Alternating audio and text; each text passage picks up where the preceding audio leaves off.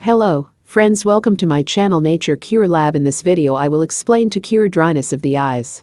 Dryness of the eyes occurs when tear glands don't produce the right amount of tears required to lubricate the eyeballs.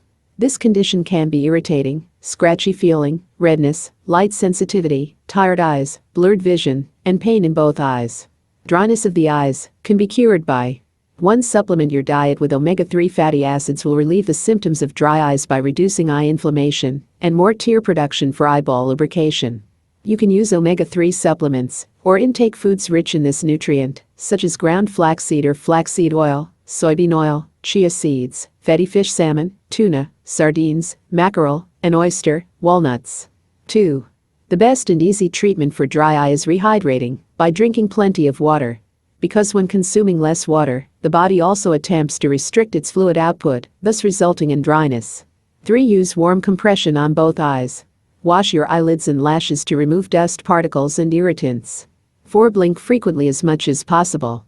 Blinks help to promote eye health by opening eye glands. 5. Get more sleep. Lack of a minimum of 7 to 8 hours sleep will make eye strain and dryness. 6. Use 20-20-20 rule.